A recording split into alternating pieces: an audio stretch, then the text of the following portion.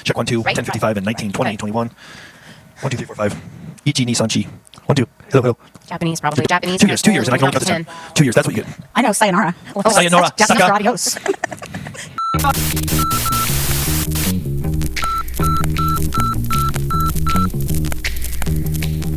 And I remember her saying, okay, you're going to play Mr. Sin today. And she hands me this purple puppet with a nasty mustache.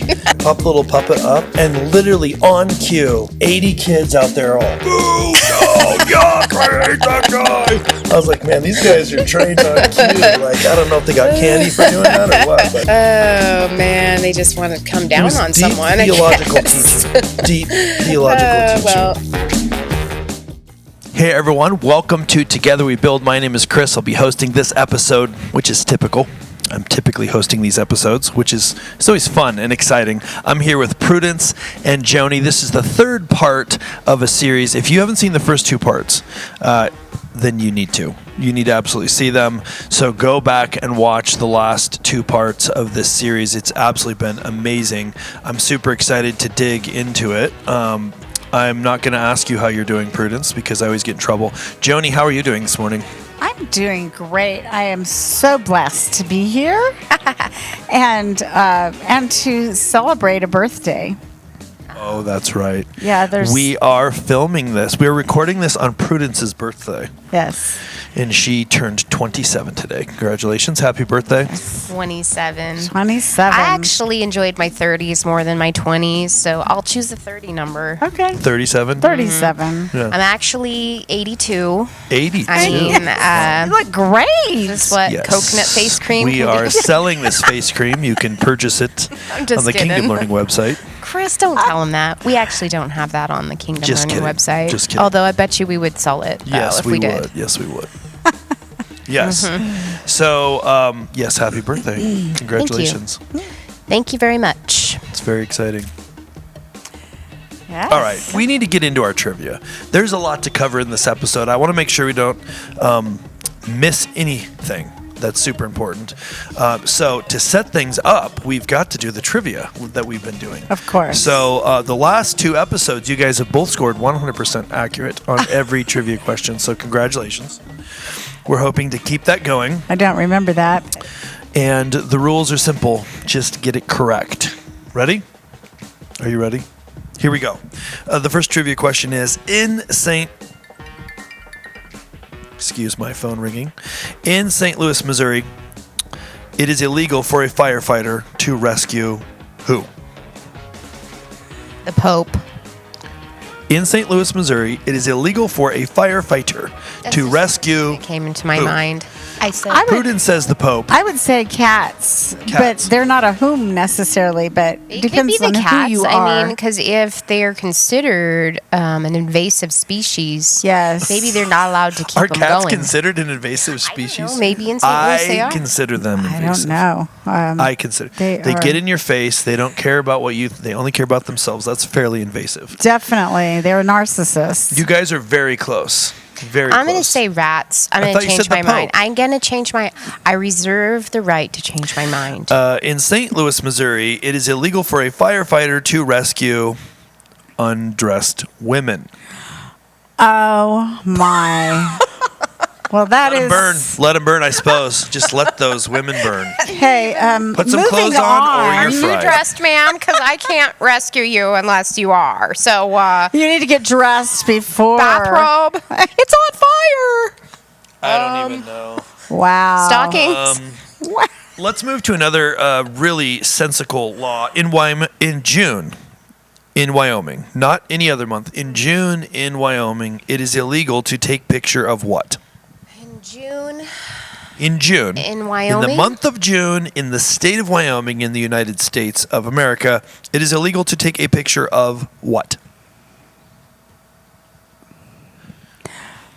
I would say pigs. Pigs. Very good guess. That might be true. That might be accurate. Prudence.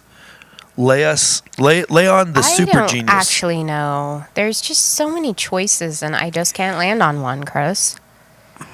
What do you got? That's it? Just tell us what You're it not is. going to make a guess? I don't know. All right. In June, in Wyoming, it is illegal to take a picture of a rabbit. I don't know. Is it for privacy? This Is sounds June superstitious, doesn't it? It does I don't kind of know. sound superstitious. It sounds like this could be a part of some sort of like, I don't know, ritual thing Yes. where it might be unlucky to take a picture. Should be Or is it that the unlucky, rabbits are all or- doing something in June? I think It's for their the privacy. rabbits are recovering from Easter. Yes. And they need They're to taking have shelter. some They don't private want- time. Yeah, that makes perfect sense. Yeah. That makes perfect sense. Is banned. Yes, All right. Okay. Definitely. Okay. We Okay. got one more. You know how you call groups of things a certain thing, right? Like a group of fish is Yeah. a school. A group of geese is a Gaggle. protesters. Well, protest. Prudence calls renamed groups them. of geese protesters. What do you call a group of unicorns? oh, Oh wow! I don't know. on. I It don't is- read enough What do you mythical call a stuff group- to know this answer. I don't know that that's where you'd find this. Really. You'd find this like studying for Jeopardy. This is like a dad joke or something? Group Not a dad of joke. Unicorn, so uni. It's absolutely not a dad joke. Then it's What do you call oh, a group of Yeah, It's you're a u- onto it's a something. unigroup. It's So a group of it's It's a geese. unigroup. It's a group of- multicorn. a multicorn? Yes. a A multicorn. That is the best answer of any trivia we've ever done. A multicorn. That's better than the right answer, but the right answer is pretty good. You call a group of unicorns a blessing. A blessing. Are you Blessing of unicorn. serious? Not joking. I would never joke about these things. Interesting. This is life changing. It is powerful. It is riveting. It is I wonder what riveting. unicorns can do for you. Did you know? I think it's Scotland is like the official animal's unicorn, I think you're right. which is, I don't know. What does that say about the Scots? Well, unicorns are real, aren't they? I mean, as far as I know. They're just not as skinny and trim as I we haven't. made I them haven't- out to be. It's been a while since I've ridden one, but I'm going to classify it as a blessing. Okay.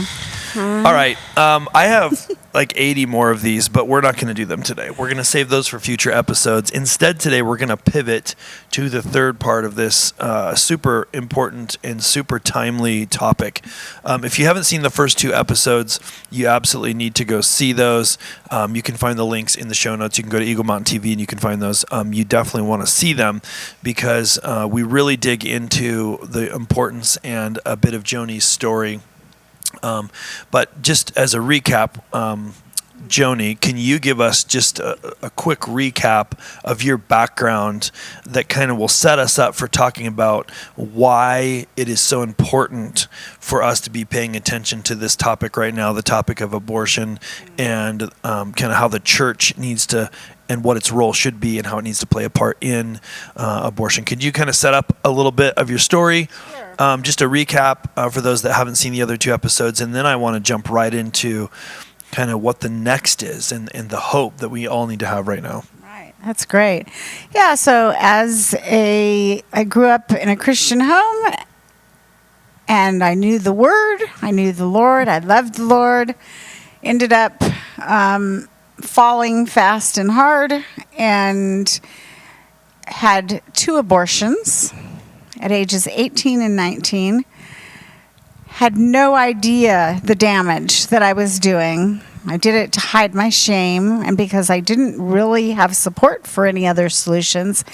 And that played out in some very negative ways in my life that made me realize, I was so angry and in such a rage and angry mostly at myself. And recognizing that these babies were not pieces of tissue, but they had fingers and toes and beating hearts. They were people. And Wow. learning about the abortion procedures and what happened to my first 2 children made me realize that I am really super messed up. And if there are around 1 million women per year in the United States alone having abortions, then we live in a really sick society just for that alone. And at that point, I didn't even recognize the damage that was done to men, to the dads, or to the grandparents that were involved, or to the siblings who have to live with, the siblings of the aborted child have to live with parents who are damaged from this, whether they want to admit it or not. Wow. So I began noticing fairly early on that the church never talks about this. And so I started, whatever church I was at, asking my pastor, can you please talk about this? Can you do a message on it? We have Sanctity of Human Life Sunday, which is the Sunday that is the closest to coinciding with the anniversary of Roe v. Wade being passed. And so some churches will do something on that day and, acknowledge the loss of lives and so forth. And over the years, I noticed that things like, that event, when churches do that, and not a lot of churches even do that. So only one time of year do some churches talk about it, but rarely and they're getting better, but rarely talking about the damage that it does to the living, because I believe the babies are the first victim, but the women are definitely victimized also because they are lied to, that thinking that this is a solution and I can go on with my life. And yet, when the moment you conceive, you become a mother. And whether you choose abortion and end that child's life, or you choose to carry that baby to term and parent the child, or place the baby for adoption, no matter what you choose, you are a mother for the rest of your life. Right. And it's the same for dads. And so dads go through their own kind of thing. And I don't believe the church is just purposefully being neglectful about this. I think that most pastors just don't know how to articulate what needs to be articulated. Right. Yeah, that's so powerful. It's such a good setup, and so just to kind of recap it, you grew up in a Christian home. Right. You had great parents setting great examples, and you found yourself through a series of circumstances pregnant, and the kind of the response that you got from the church, which you immediately turned to for help, was not helpful. Correct. It was very full of shame, judgment, and not going to help you. You're screwed up. So then you turned to phone book, found Planned Parenthood, which because you didn't know what that was, you assumed, which would be very reasonable, that the organization was going to help you plan your parenthood. Mm-hmm. And within a very short time, they had sold you the solution of abortion is kind of your only option. Correct. And so you went through that, and then another abortion. Again, no real support. Even your parents were kind of supportive of that second abortion, because I based on hearing your story, their own ignorance as well. Right. So this series of things, and it wasn't until after all of that, when you were pregnant again, on purpose, that you really began to do research into what had actually happened. Correct. And what was going on. And that was your big wake-up call, shocking wake-up call. And I think one of the things that I've heard from you on these last two episodes, again, you've got to go see those other two episodes, are very important, but is just some of the statistics that are very sobering. And we can dig into that. I think it might be a good place to start, but most people know, to some this is shocking too, but most people know that 20% of all pregnancies end up in the United States. I'm only talking about the United States. 20% of all pregnancies end up in an abortion. So 20% of all babies that are conceived are lost to abortion, which is a staggering number, but it's more known. The one that's really shocking to me is that between 54 and 74%, depending on the study you look at, of those abortions are coming from homes that would identify as Christians. Correct. And that is the very staggering number that this is happening inside our church. And based on your experience, and now you've had lots of experience working with other women, their experience, the shared experience of people is that the church typically doesn't do a good job at all of helping, being there, supporting, and trying to, be a light to help provide resources and to help care for these people. So I think that would be a great place to kind of jump in, is talk about, kind of where the church has ended up, where we are, and now it's, 2022, 2023 time frame. The world's a lot different, but still this problem persists. So it does. So catch us up on that, where we're at. I wanted to just mention another statistic or two that's interesting, because people say, well, a real Christian wouldn't abort their baby. And I like to refer back to King David, who was the apple of God's eye. And he basically raped Bathsheba. And then he had her husband murdered to cover up her pregnancy. And so really, yes, you can be a believer in God and fall and do things against your own, even your own moral code, because of fear. And there's probably, I think that the number from one study of 40%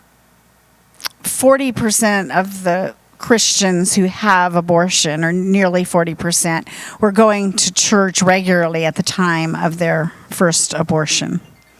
And another statistic is that nearly half of all women who have abortions, Christian or not, have at least one more. So it's, and I think it's probably... Can you say that second one again? So... Nearly half of all women who have abortions have at least one more. Wow. So once you kind of go down this path, then you kind of, I'm assuming, you A, feel like this is the only way out, and B, you probably also feel like, well, I've already gone down this path before, so whatever kind of thing. I think it's a searing of the conscience.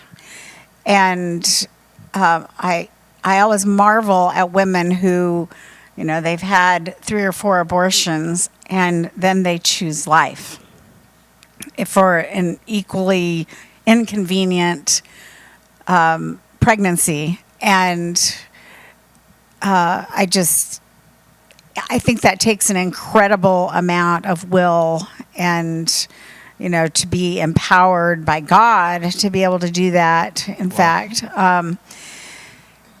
because there's a culture of death. We hear that word a lot. And I think once you enter it and you enter into a covenant with death, you do things, you're just like, I was like a zombie. I was like just kind of walking blindfolded toward my second abortion.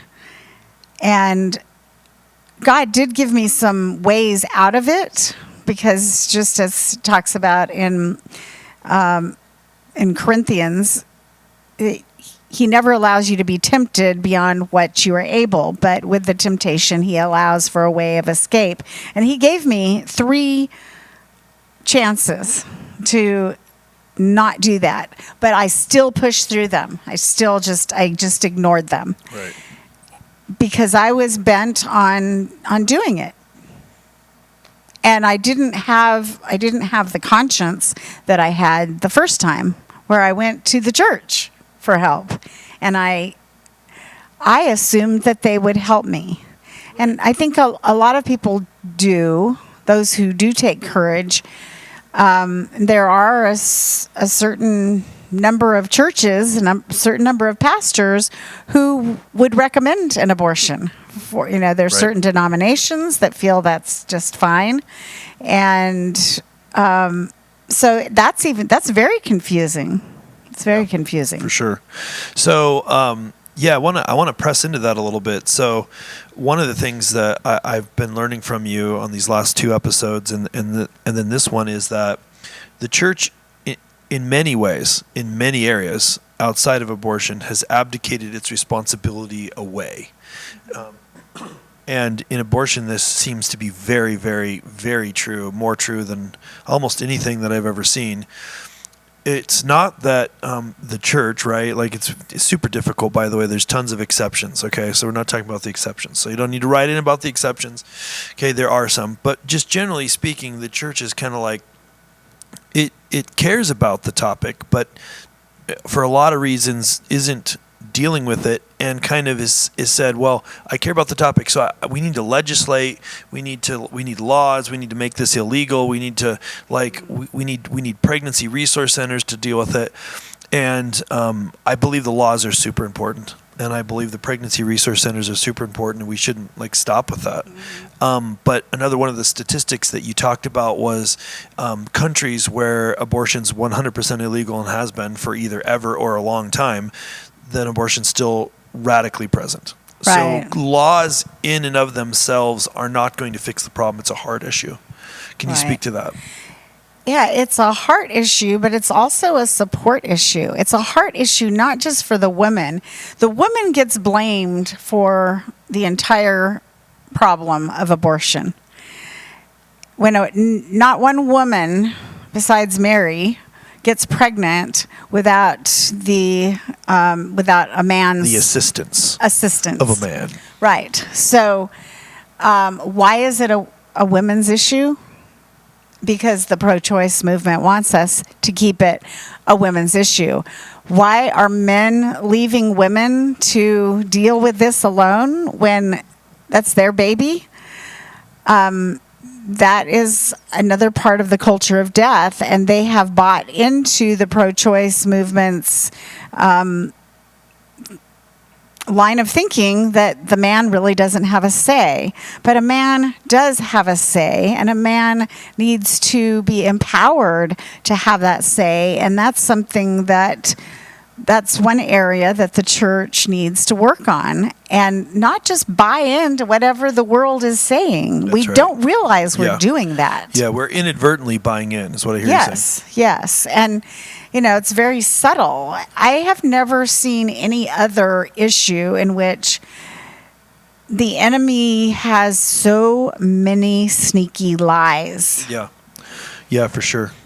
and to just keep us in bondage to this and keep us. He wants to destroy the human race, and especially the church. And, people complain about the church. There are a lot of problems in the church. And I always say, whatever church I go to isn't perfect. I know because I'm there. So, Right. so I don't want to overly criticize the church. I want to point out that the church was God's idea. Yeah, absolutely. The church is the bride of Christ. Yeah. And the bride of Christ, just like the children of Israel, has been unfaithful Right. in many ways, and this is a huge way. We have been unfaithful. Yeah. So what I think I hear you saying is the church has really failed in this area horribly. But rather than say the church has failed horribly, so obviously they can't do it, so we need to work on outsourcing this to pregnancy resource centers. You say, no, wait a minute. Just because the church has failed horribly, the church was God's idea. The church is the bride. So we just need to do better. We need to improve. Right. Not even not criticize from the standpoint of criticize. The criticism needs to be from the standpoint of educating people to the reality and the severity of the problem, not just to Yes. point fingers. It's like, Right. we need to shock you radically so that you realize there's a problem, so that we can all work together to improve the problem. And don't misunderstand, I'm not saying don't support pregnancy resource centers. They're an incredible resource. We need all the resources we can get. We just can't Correct. abdicate our responsibilities as a church to those people. Right. Yeah, so maybe we should talk about some of the ways that the church has dropped the ball in this area, because I think what I've seen is extremes on both. Like, you know, it's a difficult one because it's not the baby's fault. Right. And yet it's still a consequence of something that somebody chose to do. Right. And so you have this whole thing where culture is just 60 miles an hour towards, don't tell me what to do, I'll do whatever That's I true, want. yeah. So you have this thing that's happening, and the culture bleeds over into the church because the people are running the Because church. it just does. Right. Yeah. People. It just does. So we have this whole thing where nobody wants to be held accountable. They don't want to be told what to do. Mm-hmm. And yet we're called to live holy in holiness.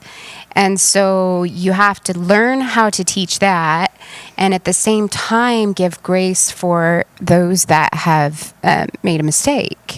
That's such a good point. So, you know, I think the church has just been doing this. Well, what do we do? What do we do? What did we? Let's do nothing, because we can't make a decision on what to do. Right, right. And I hear that But- a lot. But what, like, You hear a lot that there's there's just Well- nothing we can do, kind Well, of I hear a lot. Well, we can't just be really kind to these women, because then we're just giving them an excuse for this thing. behavior. An approval of Right. the- How can we yeah. show them grace? Well, that is the question of the universe as far as God is concerned, because God does give that kind of grace. Yeah. And it is his kindness that leads us to repentance. Nobody I thought it was straightens- his harshness, Yeah. harshness that leads to repentance, right? And you know what? So much of the church, so many individuals in the church, and some, whole congregations are so judgmental about other people's sin. And, what I like to tell people when they're just so harsh and so judgmental, you're talking about people here. You're talking about people like yourself, whom Jesus died for, knowing the things that they would do, knowing right. the things you would do. That's right. He died for you before you even did those things. And same for them. And Jesus, amazingly, loves that mom just as much as he loves that baby in her womb. That's right. And so we need to love them as Jesus loves them. And Paul doesn't say be strong in the judgment of Christ, not once. He says be strong in the grace That's of right. Christ Jesus. And whoever, those of us that are parents or we teach, what person under authority does really well under judgment? Do you put on your best behavior when you're being judged? No, you're more likely to just live up to the judgment all the more. Yeah. But if you're shown grace, you have a second chance, and you're much more likely to do better. And we can't just, we don't just take a woman or a couple with a pregnancy and say, okay, we're just going to pour all these things onto you that you need, all your housing and your food and your clothing, and have a nice life. No, that's not correct, because that's maybe grace, but there's no truth involved. And so we have to also mentor them and disciple them to make better choices. Love them where they're at, but challenge them to do better. And pregnancy centers, they can actually do this for up to 2 years for each client that they have. And most of them nowadays also work with the young men, with the dads. So they have men working with the men and mentoring them. They take just like the moms, they take parenting classes, relationship classes, and if they're interested in the Lord and growing in their faith, then they get discipleship with that. And that is wonderful. And pregnancy centers offer pregnancy tests and ultrasounds and just so many services. But 2 years, and then the woman or the couple, then they're on their own. The church, on the other hand, can minister to and come around a woman and her child, or a couple and their child or children, for life. Wow. Yeah. And part of what I hear you saying too is we need to stop sensationalizing certain sins that are easy to point the finger at. Right. Like, right. It's very hypocritical to kind of sensationalize certain things like abortion and divorce or whatever, and other things, just are, well, that's all right because everybody does that kind of thing. And everybody, I think most Christians, when you ask them, is it okay to do that? They'd all say in unison, well, of course not.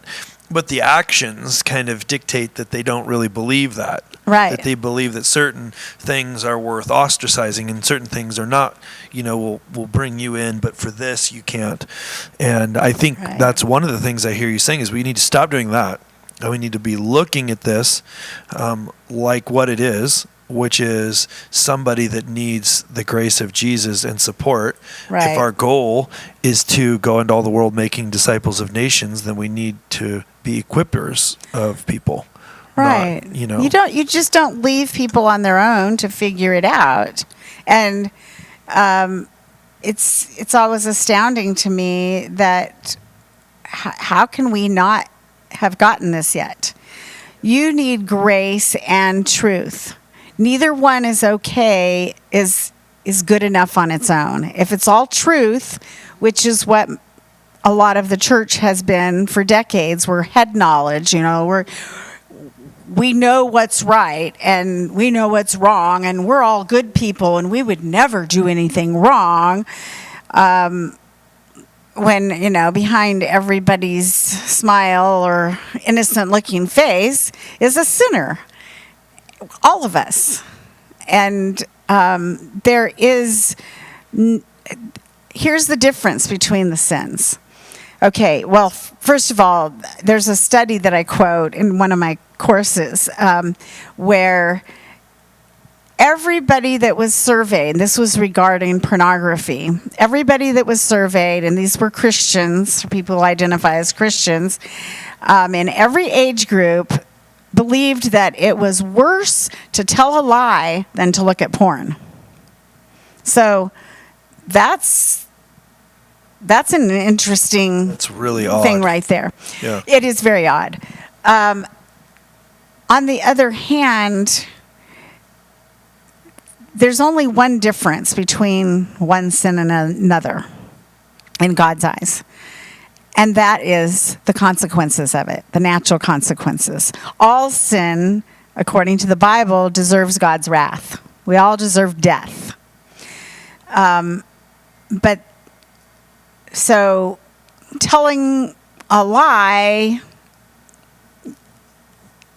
depending on what the lie is, it's not going to change somebody's life forever. Right. Having an abortion, losing a child to abortion, you have to live with that the rest of your life. You have to live with the grief, the loss. You have to live with the trauma that was put on you and the whole situation, the pressuring that people did to get you to get that abortion, the lies that were told you to get you to that point, the lies you believed, the lies in your own head, and then just the sin factor, the shame of it. So many women like myself, I was ashamed of being pregnant outside marriage because I knew that, okay, if anybody finds out, they're going to know that I sinned sexually. And so there's my first shame, sexual sin, and now I'm pregnant and I'm ashamed of that. So what do? I go and have an abortion, which is a third shame. Try to get rid of the evidence. Yes, get rid of the evidence. And I have to, usually people never even unpack all of that shame. They go to their grave with all of it. Right. It's not just the abortion. That's like Right. that's like the mother, pardon the pun, of all the shames. And then they never even deal with the sexual sin, which is something that I have realized is the root of abortion. That's And right. yet we pretend that God doesn't really care about this so much anymore. He's not really that concerned about that sin, but that sin in itself has lifetime consequences. And so if you want to weigh one sin against another, look at it in terms of consequences and choose wisely. And the other thing about that is that the church, Christianity, tends to treat the pregnancy as a sin. Right. That's a huge deal. It's so much more. Typically speaking, again, there's exceptions, so you don't need to tell us about those because we know there's exceptions. But for the most part, the unwed pregnant mother gets a lot more negative attention than the couple that's living together. The sin is identical. Right. The sin is identical. Yeah, the sin is the sexual sin. The pregnancy is never The pregnancy is not a the sin. So let's stop treating that pregnancy, which is a living human being, like it's a sin. Right. He or she is not a sin. He or she is a person. And if we are truly pro-life, and I've said many times, I don't like the term pro-life anymore because it raises hackles. You know, Yeah, and even for right. me, when I hear, oh, that's a pro-life group, I wonder, okay, are they more the judgmental type or are they the caring, loving type who speaks the truth in love? But you call yourself pro-life, but you don't really care about the life of the mother or the dad. Right. The dad gets left out all the time. Men need to be taught to be men, and young men in a church. Where else is that man that's gonna? right. That young man gonna learn how to be a man? Wow. So, and this whole man conversation, I feel like, can be a whole different segment. Oh, yeah. But it really, I believe, has the women's rights movement has really damaged men largely. Right. And we're starting to see a lot of that That's right. consequence Right. of those actions start to manifest in our men. Yeah, and men carry a lot of shame because of that, because they know they are not living up to what God gave to them Yeah. instinctually. Deep inside, they know. Yep. It's an Yeah. instinct. It's like a woman. A woman's instinct is to mother and care for a child. So when she aborts her child, she is going against her instinct, and that's stronger than conscience. That's stronger than just about anything humanly speaking. And men who say, "Oh, I'll support you in whatever you decide," you think you're being gentlemanly, but no, what you're saying is, I'll support you whether you kill our child or not. It's another abdication of responsibility. Yeah. Yeah. It Right. really is. And it doesn't give the confidence, I'm really going to support you. Right. It's like, I might. right. They're saying they will, but just the way it's being said is a subconscious indicator that they might not. Right. And one woman who went through a Bible study with me said that, you know, she and her husband were in Bible school and she got pregnant. Before they were married. And she told him, I am going to get an abortion and you are not going to say anything about it. And so he didn't. Well, they ended up getting married, and for the first probably at least decade or two of their marriage, before she got healing, she never let him be the man in the relationship. She always took the control and made the decisions and kept pushing him down. Both of them played a role in changing that husband's role. And so, I mean, we're just all turned upside down. Yeah. All right. So let's move on to talk about solutions and some of those. Like, how can we fix this problem? Because it's evident that it is a problem, and the church is extremely hypocritical about this problem. I mean, on the outside, we're saying, oh, yeah, abortion is wrong, but we're not realizing that it's largely stemming from us. Right. And what we're perpetrating and how we're handling it, or not talking or talking about it. So how do we fix it? Well, you know, most of the church thinks really, okay, God's big enough, but I don't think he's going to come through. That's, you know, if we're really honest, we don't know how to do this. Well, God has given me, I believe, some really amazing answers to this, some hope. And my organization is Hope and Grace Global. And by the way, I don't know if I've said it on here. The organization is named after my children in heaven. Their names are Hope and Grace. Wow, that's cool. Very powerful, strong names. So we need to bring hope through the grace of Christ. And we do that by getting equipped. And I have a course called Get Equipped.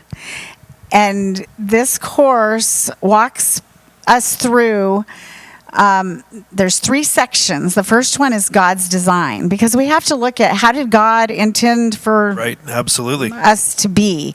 So we talk about his design for the human body, the male body, the female body. We talk about what his word says about life, what his word says about sex. Just get that all out there, understanding from a biblical point of view. And it's not a rigid, like, you know, here's all the things you have to do, and you know, that's it. It's beautiful. God made us incredibly, skillfully and wonderfully made.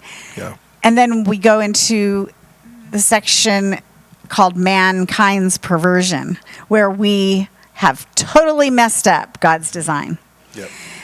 And then the last section is the church's choice, because the church has a choice. We can either keep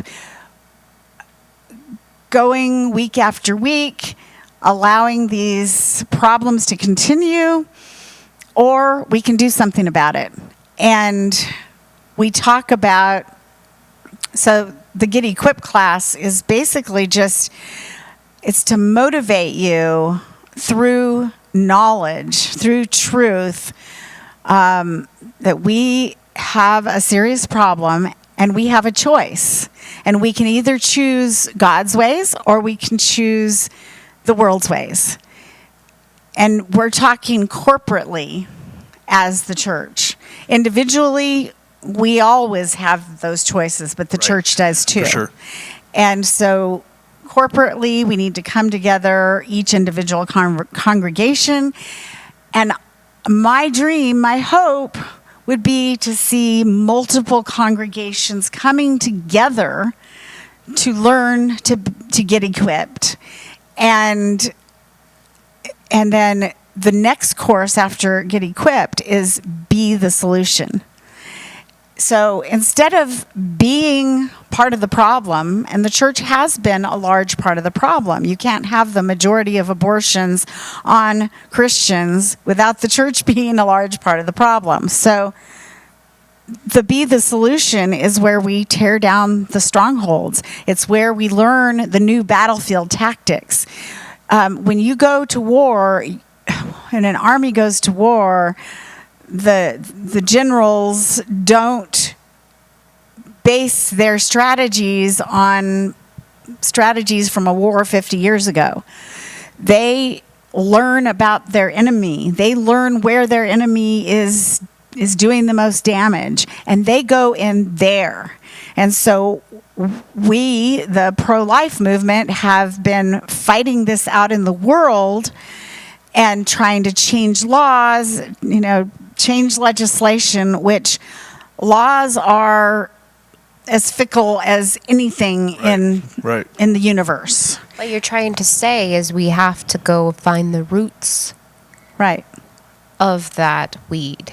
Right, the roots of the weed. Roots. And it's just pull the top of the weed off. Don't just pull the top of the weed off. Right. If abortion were completely illegal, I might not have chosen it because it would have been harder, maybe. So laws are good because we tend to equate something being legal as being okay. And isn't this one of the arguments of this pro-choice movement?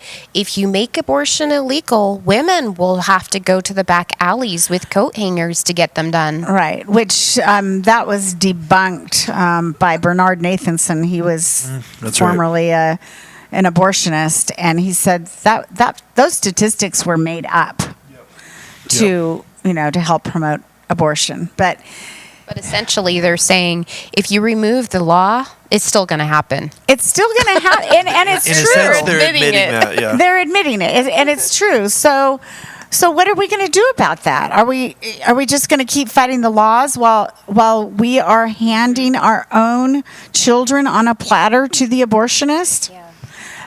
No, let's change our battlefield tactics. Let's learn how to fight this where the enemy is doing his worst deeds, and that's within the church, within Christianity. Yeah. Wow. And our mission statement, and I'll repeat that again, with Hope and Grace Global, is to equip the local church to become a safe haven that proactively champions biblical sexuality and life and redemptively heals those wounded by sexual sin or abortion. And we do this in order that the church may become 4 things. And these are our objectives. That the church may become empowered by truth. And that's what the Get Equipped course is. Yeah. And the Be the Solutions comes in there too. So empowered by truth, healed by grace, champions for life, and a safe haven. That's so powerful. If you do the first 3, you are going to become a safe haven. Your congregation will be a safe haven. Empowered by truth. We need to study this whole thing. What does God say about it? What's the enemy doing? And what is our choice in it? And what are our battlefield tactics from here on out? How do you walk with an overcomer? That's part of Be the Solution. How do you walk with an overcomer? And I see overcomers as men and women who have lost children to abortion, who seek healing. They're not just hiding behind that shame, like they have done maybe for years or decades, but they are seeking healing, biblical healing. What does God say about it? And healing for their sin, healing for their trauma, and healing for their grief, the 3 parts of it. How do you walk alongside? You got to understand what goes on in a person's mind if you haven't been through that. That's why we need everybody, not just those who've lost children to abortion. We're never going to overcome the problem of abortion with just those of us who have lost children to abortion. That's right, yeah. And then how do you walk alongside an overcomer who is choosing life? How do you empower that person to choose life and then walk alongside them so that they can be successful? I mean, churches have the resources.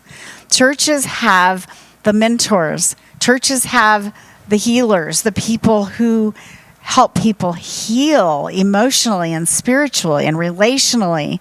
Churches have businessmen who can take in a young woman, a pregnant woman, or a new dad, and teach them a skill, teach them business, give them employment, provide them people in the church, you have rooms in your homes. Provide affordable housing so they can get on their feet. Yeah, that's so good. Help them to become successful and contributing citizens of your community. And that's all within the church. Yeah. And everybody can play a part in that. And so you walk alongside these overcomers, you learn how to do that, and suddenly your church is safe. Right. You have a reputation of being safe. And we have a program through Hope and Grace Academy, which is our educational wing of Hope and Grace Global, a certification for churches to become safe churches. Wow, that's so awesome. So you can become a certified safe church if you follow certain guidelines. There has to be a certain number of people that take the Get Equipped and Be the Solution course, which I hope that everybody in a church, age 12 and up, takes these classes, because we all need to know. Yeah. Parents need to know, because they play a role in their kids choosing abortion. And so they need to know what they're doing. Yeah, absolutely. Yeah, so I love kind of where you're going with this, all of the things that God is doing, the way that he's using your ministry and the solution. I think it's super easy with things like this to get focused on the millions, the big numbers, the statistics, and just be like, oh man, I just don't even know how can we even make a dent? Right. And what I hear you saying is, no, there's actually a ton of things we can do. There's a ton of things going well. Like this is amazing time in history because we're fighting back. Right. The other thing that I'm hearing you say is that these resources, like the courses that you're talking about, those aren't for the women that had an abortion or thinking about it. It's literally Correct. for everyone. Like, we have to all understand what's happening. Right. To be part of the solution, and to kind of de-sensationalize certain sins over another. That takes education. And I love the way that you've created these and the way that you talk about it, because it's such a empowering, hey, we're all here together. Like we're supposed to be doing what the Lord has called us to do as a church and as individuals. And this is how it all works. And it's how they fit together. I just love that. And we also, part of the Safe Church project is that men and women and young people who take these courses that Get Equipped and Be the Solution can be commissioned as advocates, Hope and Grace advocates, or Hope and Grace ambassadors. So we're all ambassadors, whether we're good at what we're doing, ambassadors speaking for Christ, but also speaking for life and truth. But we either do a good job at that or we do a poor job. And we do a poor job when we don't know what we're talking about. In these classes, you will know what you're talking about. And advocates, Hope and Grace advocates, are very similar to pregnancy center advocates. We need men and women from each congregation so that when somebody in the church turns up pregnant outside of wedlock, or maybe maybe they're married and they have a very difficult pregnancy. Maybe they've been told that their child is going to, their unborn child has Down syndrome. What do you do? So you walk alongside them, and you know what the resources are in your community. That's and you share those with them. You may drive them to the pregnancy center or take them to a doctor appointment. You know, you walk alongside them. It doesn't mean you are everything to them, but you connect them with the resources in your church and in your community. And you don't treat them like clients, as in a pregnancy center. Right. They're friends. They're a friend. They're a brother or sister in Christ. Yeah, and that's how the church will gain a new reputation, a good reputation of, oh, you know what? I just heard that church over in that neighborhood, they actually help women who are pregnant and help them with resources. Yeah. And they help dads too. Yeah. You know, what a great reputation. Yeah. Change the narrative through actually doing it well. Right. So essentially, what you're trying to do is help equip churches to have preventative care Correct. through education, and then also the aftercare Correct. of when people make the choices that they shouldn't have made, Right. which is covered with the grace aspect. Demystifying Yes. it, Yes. educating. And sexual healing is a part of this too, and teaching correctly about God's design for our bodies and sex. We have to do that in order for that. That's part of the preventative. Yeah. Okay, So so powerful. how can people find this information and get a hold of it? Right. hopeandgraceglobal.org. Hopeandgraceglobal.org. That's fantastic. Yeah.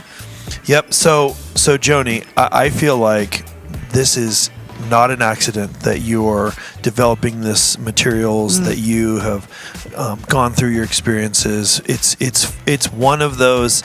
It's overused, Esther moments, but it is one of those. It is one of those. It's for such a time as this in history. I know for a lot of people, I never thought Roe versus Wade would be overturned. Right. And for so many people, again, we talked about this in a previous episode. If you haven't seen those, go watch those. They're super powerful. But that hasn't solved the issue. Right. It is a good thing in the right direction, but for most states in this country, nothing has really changed. In some Right. states, it's going to get worse. So it's super timely that you're doing this. And I would just encourage anyone that is watching this, you're connected to this issue, even though you might think, well, no, I'm not. I've never had an abortion. Like, someone in your family, someone that you're connected to, someone in your church. It's not possible that you're not connected to someone that is Right. dealing with this.